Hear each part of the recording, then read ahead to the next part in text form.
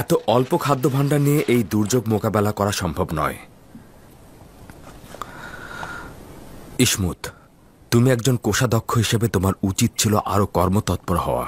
উত্তম পন্থা হলো সবসময় আয়কর বৃদ্ধি করা ও জনগণের কাছ থেকে অধিক রাজস্ব আদায় করা। না, এই পদ্ধতিতে অভাবী লোকদের আরো অভাবী করে তুলবে। যদি কেউ অগ্রিম আয়কর প্রদান করতে না পারে তাহলে কি হবে? ধারণা করছি ভরণ পোষণ ও খরচের জন্য আরো উত্তম পথ খোলা রয়েছে। দরুদ আলী জনাব ইউজারশিপ। খোদাবন্দের দরুদ তোমার উপরে। কি হয়েছে ইরানুস? খোদাবন্দের দরুদ তোমাদের উপরে। দরুদ তোমার উপরে ইরানুস। আলী জনাব, হরেনব গতকাল অজ্ঞামহরের ইবাদতখানায় গিয়েছিল। জানি না তাদের মধ্যে কি কথা হয়েছে। আমি হরেনহবকে নিয়ে খুব বেশি চিন্তিত নই। সে কুদরতের প্রতি আকৃষ্ট হতে পারে, কিন্তু আমেনহতেবের বিশ্বাসের খেয়ানতকারী নয়। মনে হয় না এত সহজে নিজেকে বিক্রি করবে। আজ অজ্ঞামহর বানুতির দিদারে এসেছিল। নিশ্চয়ই তারা আপনার বিরুদ্ধে ষড়যন্ত্র করছে। তুমি নিজে তাদেরকে দেখেছো? না, বানুতির খাদেম আমাকে খবর দিয়েছে। আর অজ্ঞামহর চলে যাওয়ার পর বানুতি আমেনহতেবের কাছে গিয়েছে। সন্দেহ নেই যে অজ্ঞামহর তার উদ্দেশ্য হাসিলের জন্যই গিয়েছে।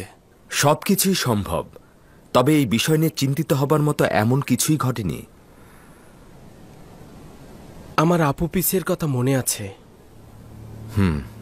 ওটা খাদেমদেরই ষড়যন্ত্র ছিল। জানি আমুনের ইবাদতখানার খাদেমগণ নিজেদের উদ্দেশ্য হাসিল করতে যে কোনো কাজ করতে তার দ্বিধা করবে না, কিন্তু আমার খোদা মহাপরাক্রমশালী এবং আমি নিজেকে তার উপর সুপর্দ করেছি। যেহেতু আমরা কাজ করছি, সেহেতু আমুনের ইবাদতখানার খাদেমগণ নিজেদের অস্তিত্ব বিপন্ন দেখতে পাচ্ছে। অবশ্যই নিজেদের অস্তিত্ব প্রতিষ্ঠায় সজাগ থাকবেন। তবে আমার বিন্দুমাত্র সন্দেহ নেই যে এই লড়াইয়ে আমি এবং আমার খোদাই বিজয়ী হবে। আলী জনাব, বাদশাহ চতুর্থ আমেনহতেব আপনাকে তলব করেছেন। ঠিক আছে, তুমি যাও, আমি এক্ষুনি আসছি। যদিও বানুতি আমাকে গালমন্দ ও মিথ্যাচার করেছে, কিন্তু তারপরও বলবো চিন্তার কারণ নেই। আজ নিরিফার কোপ্তার সাথে দেখা হয়েছিল। সে কিন্তু পুরনো শত্রুতা ভোলেনি। আলী জনাব ইউজারশিপ সম্পর্কে কিছু বলেছে? হ্যাঁ, সে বলেছে সে সুযোগের অপেক্ষায় রয়েছে। আমি তো জানি নিনিফার কোপ্তা বিপজ্জনক লোক, তারপরও বলছি এটা নিয়ে চিন্তার কোনো কারণ নেই। আসছি।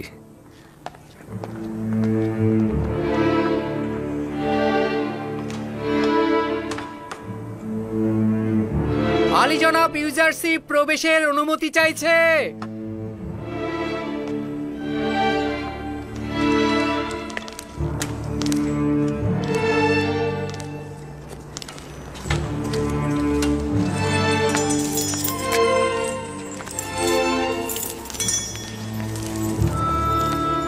দরুদ মহামান্য বাদশাহ। দরুদ বানু। দরুদ হাকিম ইউজারশিপ। খোশ আমদেদ ইউজারশিপ। কাজে এতটাই মশগুল হয়েছো যে আমাকেই ভুলে গেছো? আমার আজিফা আঞ্জাম দিতে মাশগুল ছিলাম। দুধ বলল আপনি তলব করেছেন, খেদমতে হাজির হলাম। সর্বশেষ যে পদক্ষেপ নেওয়া হয়েছে সেগুলো সম্পর্কে জানতে চাচ্ছিলাম। সেগুলো এখনো পুরোপুরি কার্যকর হয়নি মহামান্য বাদশাহ। আমাদের তথ্য সংগ্রহ এখনো পরিপূর্ণ হয়নি। এখন পদক্ষেপে ফায়দা হবে না।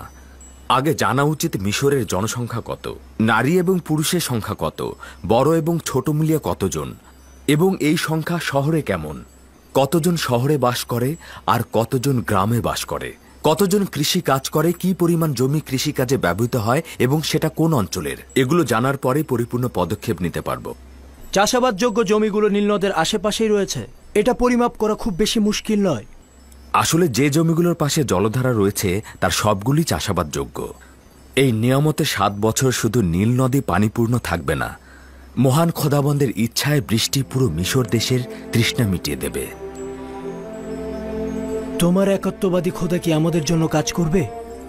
মিশরের জন্য কি 7 বছর বৃষ্টি ঝরাবে? এতে করে সমগ্র মিশর চাষাবাদের উপযোগী হয়ে উঠবে। আমাদের উচিত সমস্ত কৃষককে বলা যতটুকু সম্ভব গমের চাষাবাদ করতে।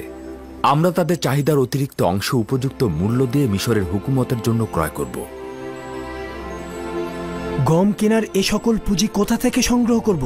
প্রথমত কর আরোপের অব্যাহতি থেকে, এবং দ্বিতীয়ত জমির মূল্যে গম ক্রয়ের মাধ্যম হতে। যে যতটুকু গম মিশরের হুকুমতে জমা রাখবে সে ঠিক ততটুকু জমি পাবে এবং সেখানে কাজ করবে। এই জমিগুলো ইতিহাসের ধারাবাহিকতায় হুকুমতের পৃষ্ঠপোষকতা করেছে এবং মিশরের বাদশাদের ক্ষমতার জিম্মেদার হয়েছে। ওগুলো দান করে দেওয়া কি ঠিক হবে? তাদেরকে জমি হস্তান্তর করলে আমাদের হুকুমত দুর্বল হয়ে যাবে। আপনার কিন্তু উচিত আমুনের ইবাদতখানার সকল ধন সম্পদের উপর মালিকানা প্রতিষ্ঠিত করা। 3000 বছর অতিক্রান্ত হয়েছে, অথচ এখনো কেউ আমুনের ধন সম্পদ খাদেমদের কাছ থেকে উদ্ধার করতে পারেনি। আমরা কারো কাছ থেকে জোর করে কোনো কিছু গ্রহণ করব না, তারা নিজেরা হস্তান্তর করবে।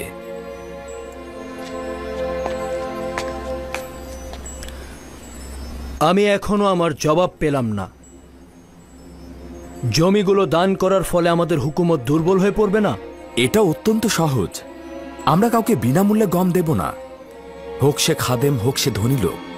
বিনিময় হয় মুদ্রা নতুবা স্বর্ণালঙ্কার অথবা অন্য কোনো সম্পদ লিখে দেবে। এভাবে ক্রমান্বয়ে যা আমরা নিজেদের কৃষককে দান করব সেটা আবার আমাদের মালিকানাতে ফিরে আসবে। যদি ধনী ব্যক্তিরা ও খাদেমগণ নিজেদের গম গুদামজাত করে, তাহলে তো রাষ্ট্রীয় কোষাগারে গম জমা পড়বে না। আপনাদেরকে আশ্বস্ত করছি যে মিশরের হুকুমত ছাড়া কেউ গম গুদামজাতকরণের দুঃসাহস দেখাতে পারবে না। আচ্ছা, ভরণ পোষণ যোগানোর জন্য কি অন্য পন্থার দরকার নেই? কেন নেই? আছে। আপনি অনুমতি দিলে প্রথম ফুরসাতেই আমি জনগণের কাছ থেকে সাহায্য পেতে চাই। আপনি কি নিশ্চিত যে জনগণের কাছে সাহায্য চাইলে তারা সহযোগিতা করবে? আমি আশাবাদী ওরা আমাকে সাহায্য করবে। একটা খবর পেয়েছি, ইবাদতখানার সর্বশ্রেষ্ঠ খোয়াব ব্যাখ্যাকারীর মরাদেহ নীল নদ থেকে উদ্ধার হয়েছে। তার মানে ডুবে মারা গেছে?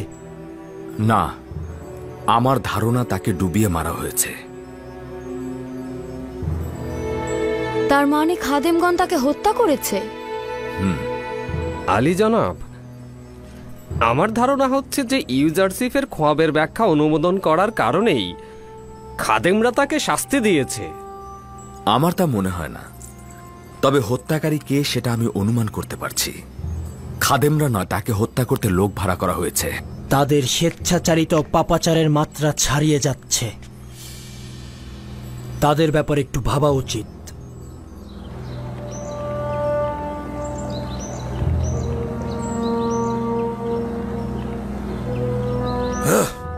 জনগণ একজন কাফেরের খেলনা বস্তুতে পরিণত হয়েছে। একজন বাদশাহ তার খোয়াবের অন্বেষণ করতে গিয়ে সাধারণ জনগণের উপর কি দুঃস্বপ্নই না ডেকে আনছেন।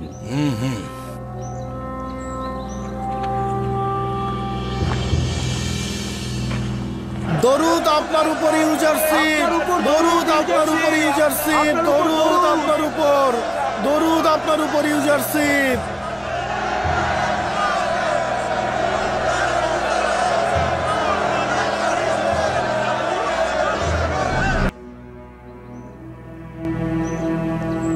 মিশরের জনগণের মহান খোদার নামে এবং সেই খোদার নামে যিনি মিশর ও মিশরের জনগণকে সৃষ্টি করেছেন তার স্মরণে শুরু করছি। আপনাদের নিকটে আমি অশেষ কৃতজ্ঞ, কেননা আপনারা আমার দাওয়াত কবুল করে আজ এই মজলিসে উপস্থিত হয়েছেন। আপনাদেরকে আজ আমার এই দাওয়াতের উদ্দেশ্য হচ্ছে আপনাদের নিকট হতে সাহায্য চাওয়া। আমাদের লক্ষ্য হচ্ছে দুর্ভিক্ষের 7 বছরের উপায় অন্বেষণ করা। প্রকৃতপক্ষে যদি সত্যিই আপনাদের সাহায্য না পাওয়া যায় তবে এই ভয়াবহ দুর্ভিক্ষের মোকাবেলা করা সম্ভব নয়। আমি আপনাদেরকে সকল সত্য বলার সিদ্ধান্ত নিয়েছি এই কারণে যেন আপনারা সিদ্ধান্ত নিতে পারেন। এতে সন্দেহ নেই যে আমরা অবশ্যই ভবিষ্যতের কথা চিন্তা করে গম গুদামজাত করব, কিন্তু আমি আপনাদের কাছে চাইছি আপনাদের প্রয়োজনের অতিরিক্ত গম আপনারা বিনা মূল্যে মিশরের হুকুমতের কাছে জমা রাখবেন। রাজি আছেন?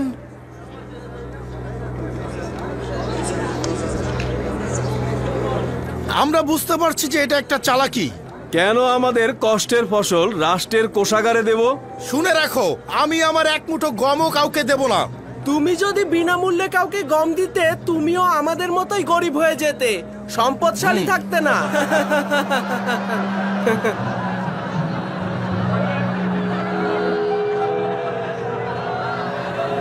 আমি জানি রাষ্ট্রের উচিত গম দেবনের বিনিময়ে ক্রয় করা, কিন্তু এই বিশাল পরিমাণ অর্থ রাষ্ট্রের নেই।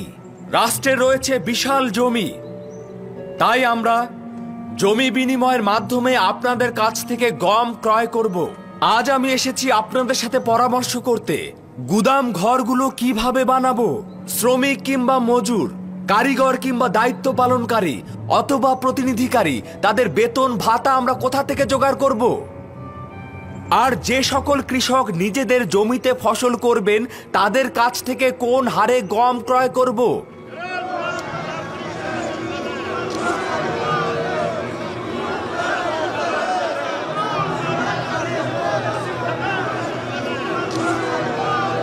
আচ্ছা তুমি বলো। এর আগে কোনো হুকুমতি সঞ্চয় ও জমা করেনি। মিশরের হুকুমত কোনোদিন এ কথা ভেবে দেখেনি, কিন্তু সামনে যেহেতু একটি বড় বিপর্যয় আসছে, তাই সেই বিপর্যয় মোকাবেলার জন্য আমাদেরকে প্রস্তুত থাকতে হবে। আর এতে কোনো সন্দেহ নেই যে আপনাদের সাহায্য সহযোগিতা ছাড়া আমাদের আর কোনো পথ নেই।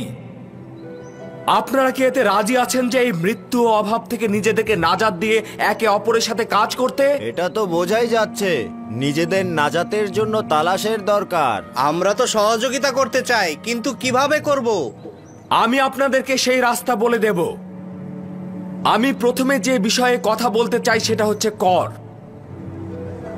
মিশরের অভিজাত ও ধনী সম্প্রদায় প্রতি বছর তাদের নিজেদের আয়ের একটি অংশ আয়কর হিসেবে মিশরের হুকুমতকে দিতে বাধ্য থাকেন। আমরা তাদের আয়কর কিছুটা মওকুফ করব, যারা তাদের আয়কর নির্দিষ্ট সময়ের পূর্বেই প্রদান করবেন, এবং যারা বিগত 4 বছরের আয়কর প্রদান করবেন তাদেরকে 2 বছরের আয়কর মওকুফ করে দেওয়া হবে। এবং কেউ যদি আগামী 7 বছরের কর অগ্রিম প্রদান করেন তবে পরবর্তী 14 বছরের কর তার মওকুফ হয়ে যাবে। আরে এটা তো খুবই ভালো প্রস্তাব। আমরা 7 বছর পূর্বেই আমাদের সব আয়কর দিয়ে দেব। এটি তো আমাদের জন্য লাভজনক। 7 বছর আয়কর দিতে হবে না। হুকুমতের জন্য লাভজনক, এবং এটা দ্বারা মুশকিল আসান হবে। আরেকটি পন্থা অবশ্য রয়েছে, ফেরাউন বা পূর্ববর্তী রাষ্ট্রনায়কদের পন্থা অবলম্বন করা। আর সেটা হচ্ছে পার্শ্ববর্তী রাষ্ট্রে হামলা এবং সেখান থেকে লুণ্ঠনের মাধ্যমে গম ক্রয়ের প্রয়োজনীয় অর্থ সংগ্রহ করা। তবে সেক্ষেত্রে আপনাদের যুদ্ধের জন্য প্রস্তুত থাকতে হবে এবং যুদ্ধে অংশগ্রহণ করতে হবে। তার মানে কি দুর্ভিক্ষে ধ্বংস হওয়ার পূর্বেই আমরা কি নিজেদের যুদ্ধে জড়িয়ে ধ্বংস করে ফেলবো?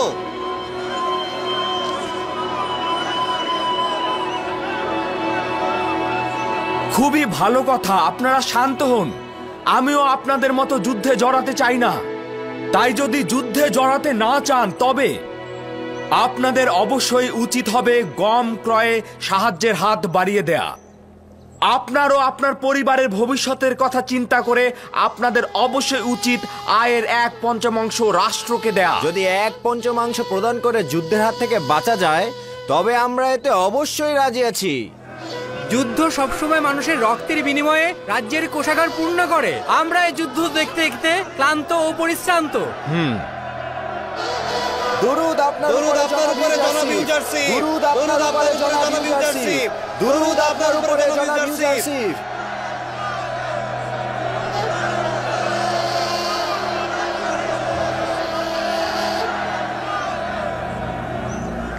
ইউজারশিপ বাদশার জমিগুলো যদি কৃষকদের নামে বন্টন করে দেয় তাহলে সেটাই হবে ইবাদতখানার বিজয়ের প্রথম ধাপ আর আমাদের প্রথম সুযোগ। কিন্তু যে বিষয়টি ভুলে গেলে চলবে না সেটা হচ্ছে গম গুদামজাত করা। আমরা সাধারণত যে পরিমাণ গম সংগ্রহ করি তার চাইতেও বেশি সংগ্রহ করতে হবে।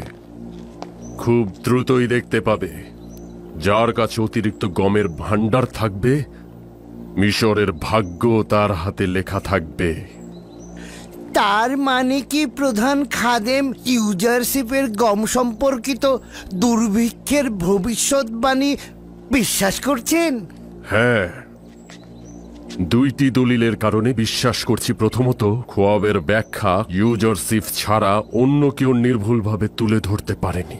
দ্বিতীয়ত, বিবেকবান মানুষ সতর্ক থাকে। আমরা আগামীকাল থেকে নিজেদের কয়েকজন প্রতিনিধি নিয়োগ করব গম ক্রয় করার জন্য। কাজটা খুব গোপনীয়ভাবে করতে হবে। যদি ইবাদতখানার গুদাম গমে ভরে ফেলা না হয় তাহলে ভবিষ্যতে কিভাবে ইবাদতখানার স্বাধীনতা হেফাজত করব এবং কিভাবে ইউজারশিপের সঙ্গে লড়াই করব? ইবাদতখানার যদি নিজেদেরই রুটি না থাকে তবে নিঃসন্দেহে ইউজারশিপের সামনে আমাদের মাথা অবনত করে থাকতে হবে।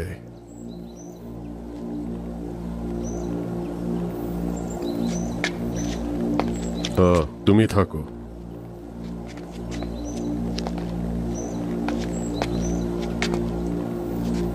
একটি গুরুত্বপূর্ণ কাজের জন্য একটি লোক খুঁজে বের করতে হবে। আমার জন্য একটি কাজ আঞ্জাম দিতে হবে। আদেশ শিরোধার্য।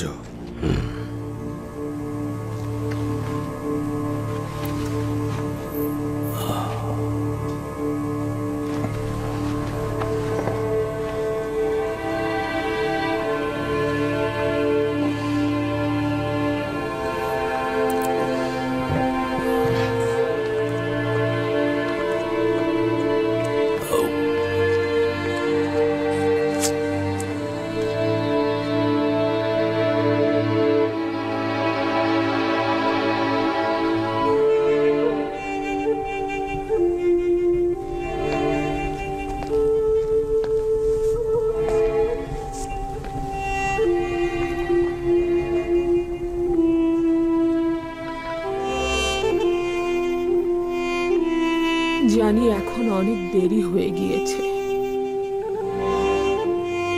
কিন্তু আপনার কাছে ক্ষমা চাইছি। আমি একজন ভালো সহধর্মিণী ছিলাম না।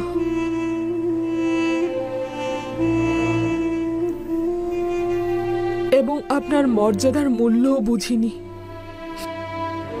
কিন্তু আপনি সব সময় মহান ছিলেন। এখন এই জীবনের শেষ মুহূর্তে আমাকে ক্ষমা করুন। আমি অনেক অন্যায় করেছি, আমাকে ক্ষমা করে দেবেন। তুমি আর আমরা দুজনেই ইউজারশিপের উপর জুলুম করেছি। আফসোস, যদি ইউজারশিপ এখানে থাকতো ক্ষমা চেয়ে নিতাম।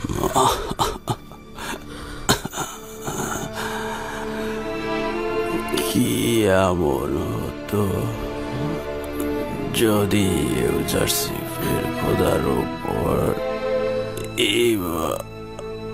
আনতাম? এখন বুঝতে পারছি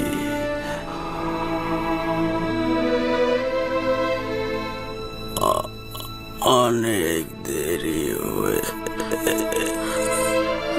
গেছে।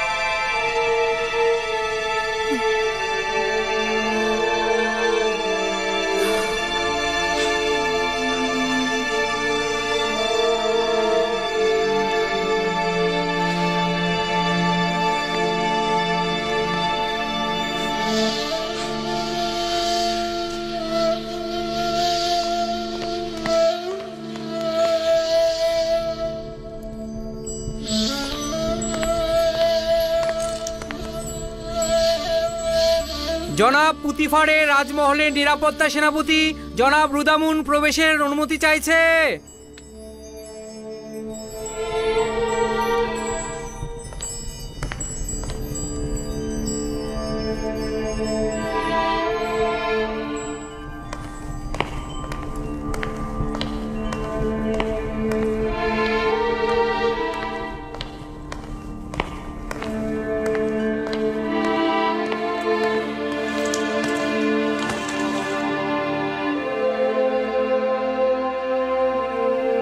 আলী জনাব, একটা দুঃসংবাদ রয়েছে।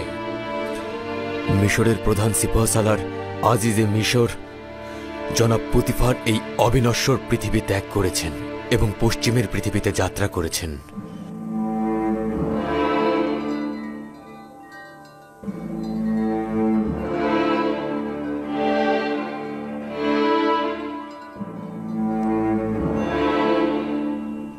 পুতিফার একজন মহান ব্যক্তি ছিলেন।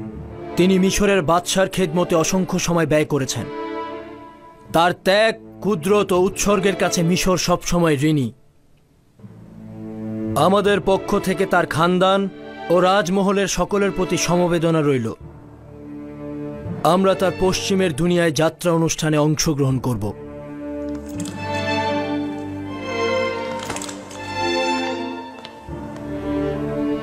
মিশরের ঐতিহ্যবাহী রীতিনীতি অনুযায়ী তোমার উচিত পুতিফারের অন্ত্যেষ্টিক্রিয়া অনুষ্ঠানে তার উত্তরাধিকারী নির্বাচন করা। অন্ত্যেষ্টিক্রিয়া অনুষ্ঠানে আমার সিদ্ধান্ত জানাবো। আমার দৃষ্টিতে হোরেন হোপ পুতিফারের স্থানে সর্বাধিক উপযুক্ত হবে। তার জন্য যথোপযুক্ত জায়গা নির্দিষ্ট করে রেখেছি। আজই যে মিশর পদ থেকে নিচু পদে তাকে মানায় না। আমার পালকি প্রস্তুত করতে বলো, অন্ত্যেষ্টিক্রিয়ায় যাব।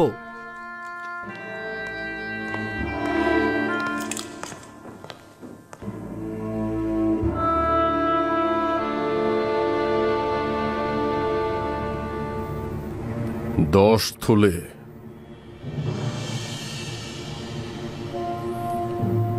তার মানে 10,000 দেবন। এটা কিন্তু কম সম্পদ নয়। হ্যাঁ, কম নয়, তবে ইউজারশিপের জন্য আমি আরো অন্তত 10 গুণ বেশি চাই। এর চাইতে কম হলে অন্য কাউকে দিয়ে করান, আমাকে দিয়ে সম্ভব নয়। আলী জনাব, আলী জনাব, আলী জনাব, অজ্ঞামোহরের জন্য একটা ভালো খবর এনেছি। পুতিফার মারা গেছে ঘন্টা খানেক পূর্বেই, আর ঘন্টা খানেক পরেই তার অন্ত্যেষ্টিক্রিয়ার অনুষ্ঠান। আপাতত একটু থামো। পূর্ব থেকেই আমি হত্যার বিরোধী ছিলাম, কিন্তু এখন আর পথ নেই। হত্যাই হচ্ছে সর্বশেষ পদক্ষেপ। আজ পুতিফারের অন্ত্যেষ্টিক্রিয়ায় আমেনহোতেব অবশ্যই তার উত্তরাধিকারী নির্বাচন করবে, এবং যদি ইউজারশিপ ব্যতীত অন্য কেউ হয় তবে সেটা ইউজারশিপের জন্য অপমানজনক হবে। এবং যদি ইউজারশিপ তার স্থানে নির্বাচিত হয়, সেক্ষেত্রে আমাদের দৃঢ় চেতনার পদক্ষেপ এখনো বাকি আছে। ইউজারশিপকে অবশ্যই খতম করা উচিত। বাধ্য না হওয়া পর্যন্ত এই কাজ করা যাবে না।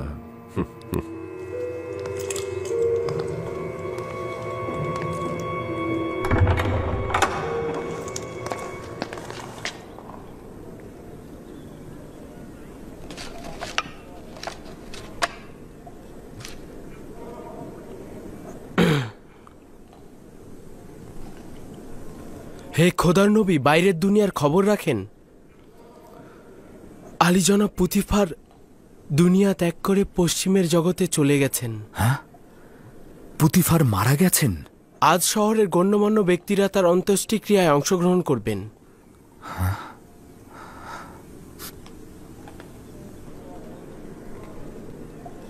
খোদাবন্দ পুতিফারের উপর রহমত বর্ষণ করুক এবং ভুলগুলো ক্ষমা করে দিক। তিনি একজন ভালো লোক ছিলেন। আমি সত্যি তার কাছে ঋণী। তিনি আমার জন্য অনেক কিছু করেছেন।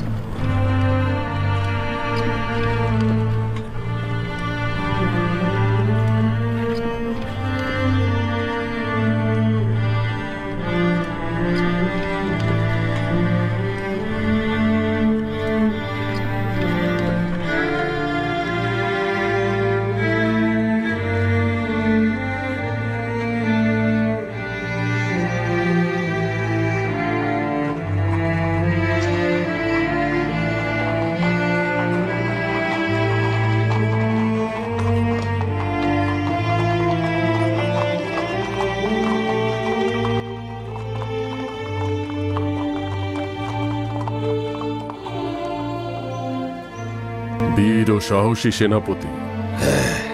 বিভিন্ন যুদ্ধে সে পুতিফারের ডান হাত ছিল। পরাজয় কি সে তা জানে না। সে তার বীরত্ব দিয়ে অনেক যুদ্ধের ভাগ্য পরিবর্তন করেছে। আমেনহোতেবের উচিত পুতিফারের জায়গায় হোরেন হোপকে নির্বাচিত করা। জনাব হরেনহোপ পুতিফারের উত্তরসূরি হিসাবে সর্বোৎকৃষ্ট হবে। কিন্তু আমি তার নির্বাচিত হওয়া নিয়ে সন্দেহ পোষণ করছি। জনাব আমেনহোতেবের পছন্দের তালিকায় তো ইউজারশিপ রয়েছে।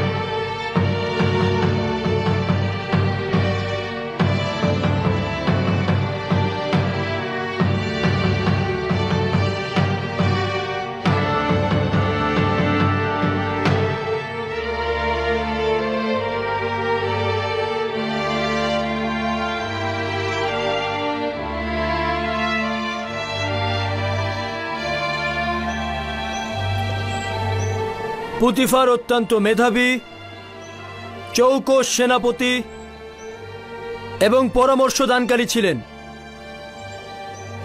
আমি তার বিগত 40 বছরে খেদমতের কথা স্মরণ করছি। তিনি ছিলেন আজিজে মিশর, মিশরের অর্থমন্ত্রী এবং প্রধান সেনাপতির দায়িত্ব দক্ষতার সঙ্গে পালন করেছেন। আমার পিতা তৃতীয় আমেনহোতেব এবং মিশর দেশের জন্য তার অতুলনীয় খেদমত ভুলে যাবার মতো নয়। আমি তার পরবর্তী জাহানের চিরন্তন শান্তি ও চিরজীবী জিন্দেগি কামনা করছি এবং যেহেতু জিন্দেগির শেষ দিন পর্যন্ত তার সেবা থেকে বঞ্চিত হচ্ছি, তাই আমি অত্যন্ত দুঃখ ভারাক্রান্ত।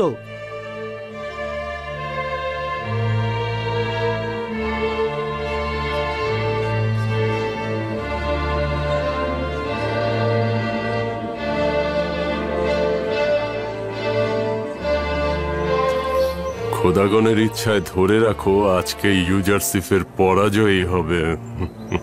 হোরেন হোপ তার উপস্থিতি দ্বারাই ইউজারশিপের সকল কর্মকাণ্ড ন্যস্ত করে দেবে।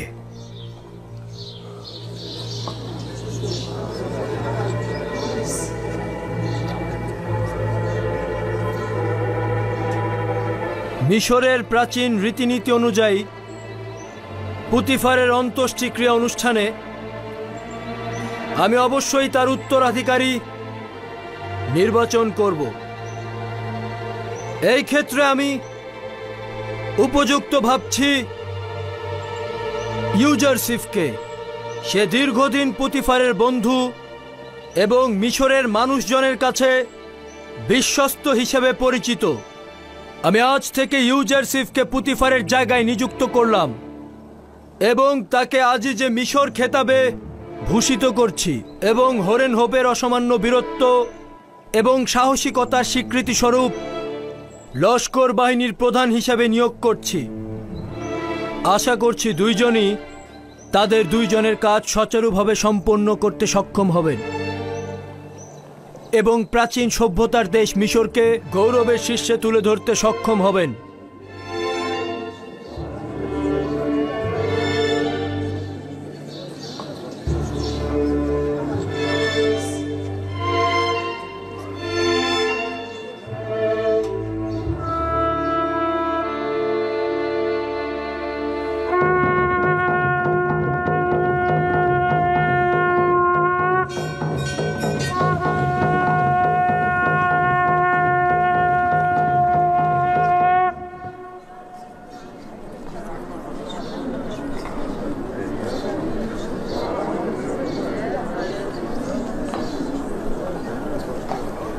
ইউজারশিপ একজন ভিনদেশী, কিন্তু হরেনহোপ এই মাটিরই সন্তান।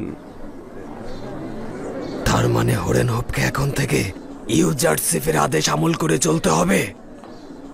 এই সিদ্ধান্ত বিবেক সম্পন্ন নয়।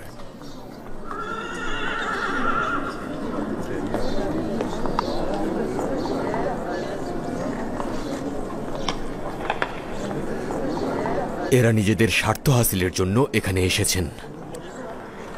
জনাব পুতিফারের অন্ত্যেষ্টিক্রিয়ার সঙ্গে এদের কোনো সম্পর্ক নেই।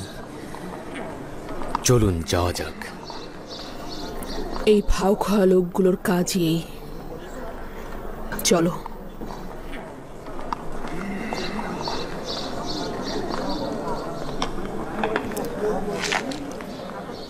রওনা হও।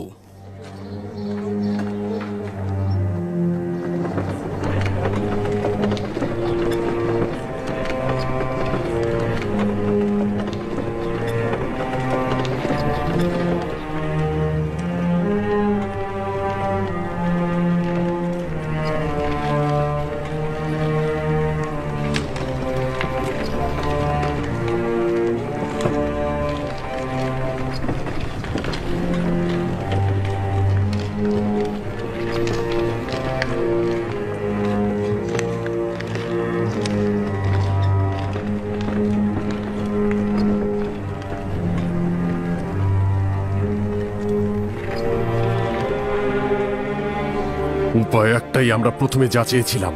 নীলিফার কোপ্তাকে খবর দাও।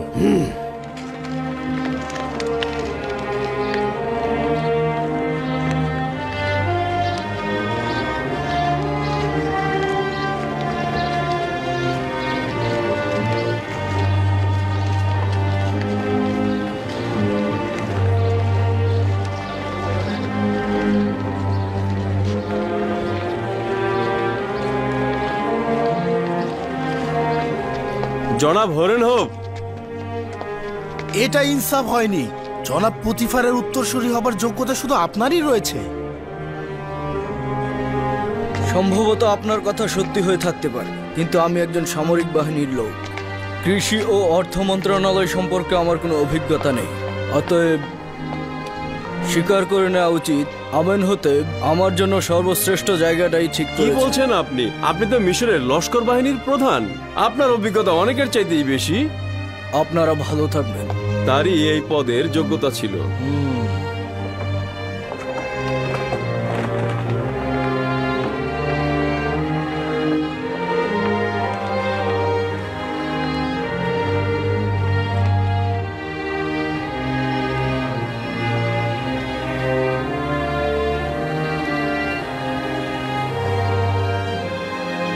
পুতিফার মহৎ হৃদয়ের মানুষ ছিলেন।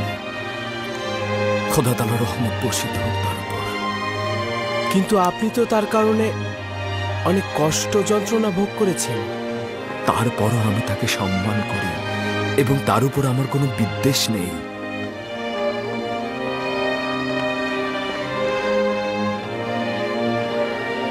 হায় আফসোস, যদি তাকে আমার পূর্বপুরুষ ইব্রাহিম খলিলের দিনের দিকে দাওয়াত করতাম।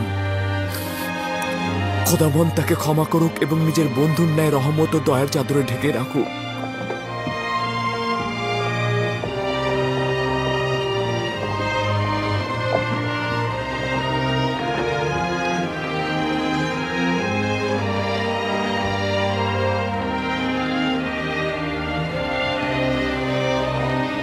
চলো, রওনা করো।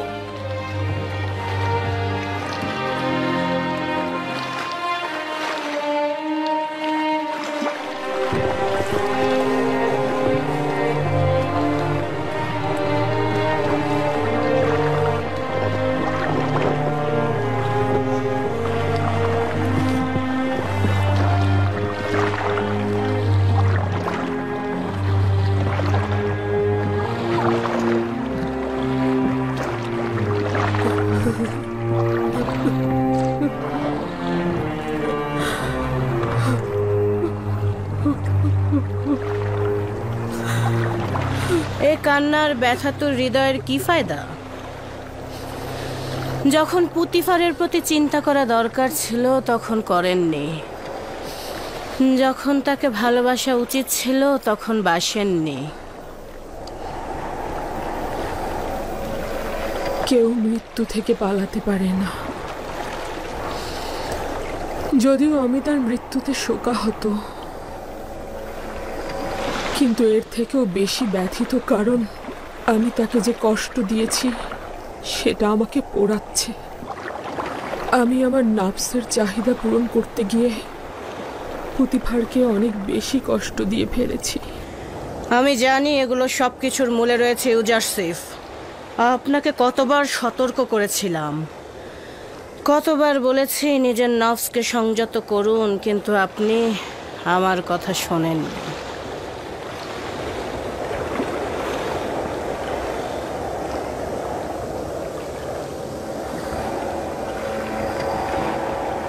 না, ইউজারসিফের কোনো রকম কোনো দোষ নেই। আমি তার বিরুদ্ধে ষড়যন্ত্র করেছিলাম।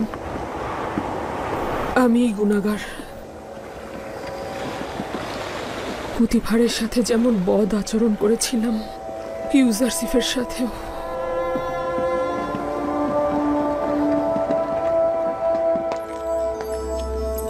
ইউজারসিফ একজন ভিনদেশী। আমাদের ভাগ্যলিপির উপরে তার আধিপত্য বিস্তার করতে দেয়া ঠিক হবে না।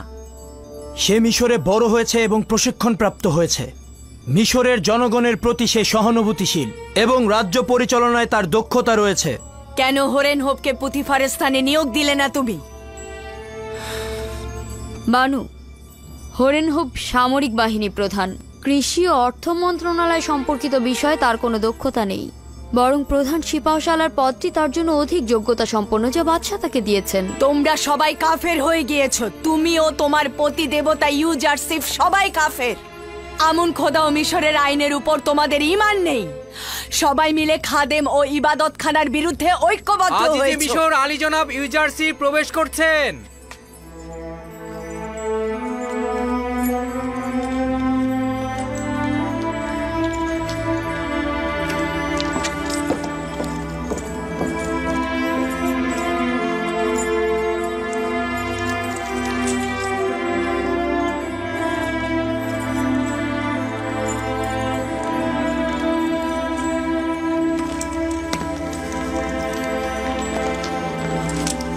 দরুদ মিশরের শক্তিশালী ও দয়ালু বাদশাহ। দরুদ আজিজে মিশর হাকিম ইউজারসিফ।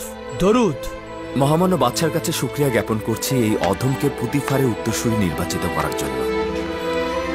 খোদাবান যখন আপনাকে রিসালাতের কঠিন দায়িত্ব পালনের জন্য নির্বাচন করেছেন, আমি কিভাবে আপনাকে ব্যতীত মিশরের অর্থমন্ত্রী নির্বাচন করতাম?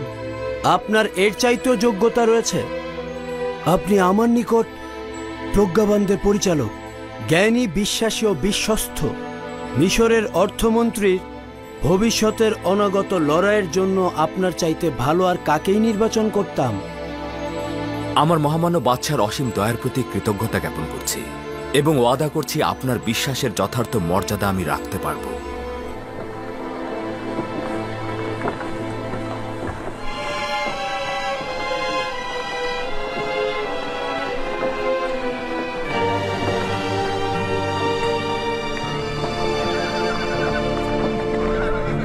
এই কত বস্তা গম রয়েছে? প্রায় 100 বস্তা।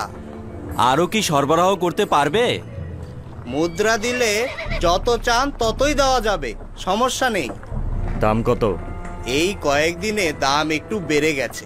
সবাই গম কিনে কিনে সঞ্চয় করে ফেলছে। প্রতি বস্তার মূল্য পড়বে 50 দেবন। আমরা প্রতি বস্তার জন্য 5 দেবন বেশি দেব। যতটা পারো সংগ্রহ করো আর ইবাদতখানার গুদামে হস্তান্তর করো। তোমরা যা চাও তার চেয়ে বেশি দেব। এগুলো আমাদের অগ্রিম বায়না, বাকিগুলো হস্তান্তরের পর। আচ্ছা আচ্ছা, ঠিক আছে।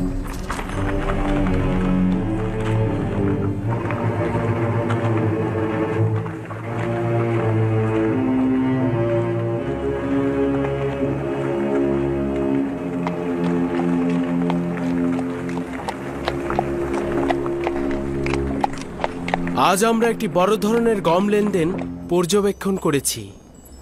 খাদেমগণও গম গুদামজাত করতে চাইছে। আর ধনী ব্যক্তিরাও অধিক মুনাফা লুটতে চাইছে। তাহলে হরেন হোপ কি করছে?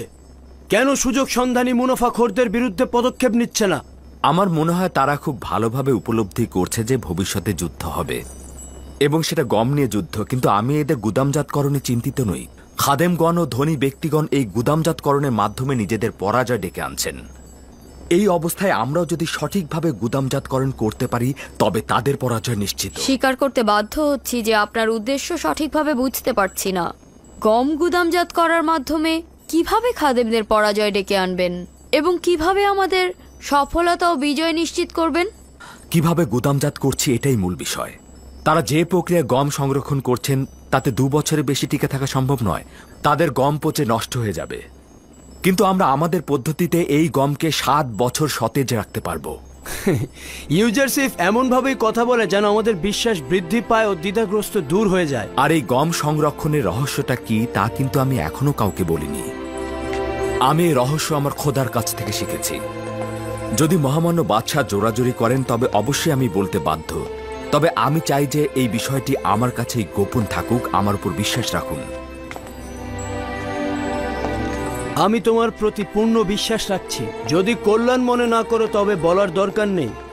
আমার আশা ইবাদতখানার প্রভুদের পরাজয়, আমুনের ধ্বংস এবং খাদেমদের আইনের পরিসমাপ্তি। মহামান্য বাদশাহ, আমি আপনাকে নিশ্চয়তা দিচ্ছি যে দুর্ভিক্ষ ও শুষ্ক মৌসুমের শুরুতেই এই আমুনের খাদেমদের পরাজয় অবশ্যই হবে। আমি ছোটবেলা থেকে আমুনের ইবাদতখানা এবং অন্যান্য ইবাদতখানার খাদেমদের দাম্ভিকতার সাক্ষী ছিলাম এবং দিনের পর দিন ওদের উপর আমার অভিশাপ বেড়েই চলেছে।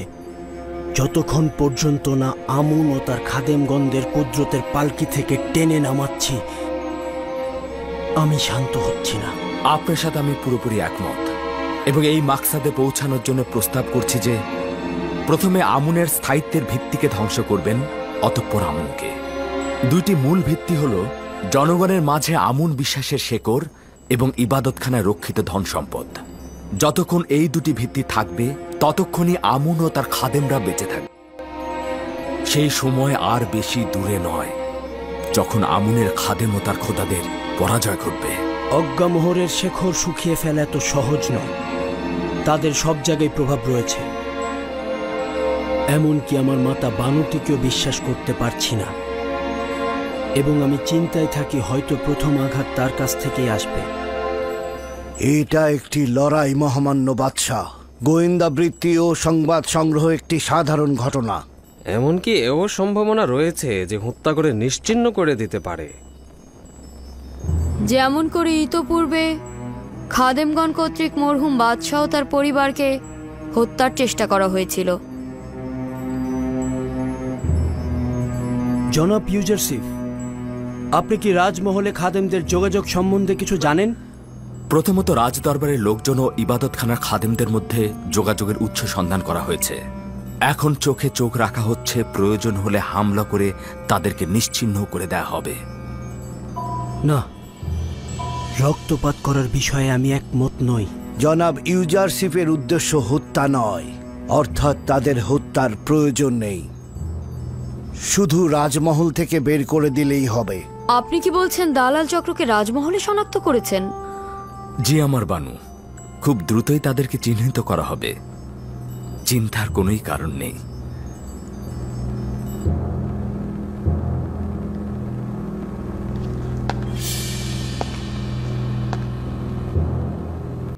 যখন সে রাজ দরবার থেকে বের হবে, নীলিফার তাকে খবর দিয়ে দেবে। তোকে আমি কোথায় পাবো? আমি সবসময় রাজ দরবারের আশেপাশেই থাকবো। চোখ ঘুরালেই আমাকে দেখতে পাবেন। উপযুক্ত ফুসতে কাজটা সেরে ফেলবি, ঠিক আছে? চিন্তা করার কিছুই নেই, বাকি কাজটা আমার। ভুলে যেও না, আমরা কিন্তু একে অপরকে একদমই চিনি না। নিশ্চিন্তে থাকতে পারেন আলী জনাব।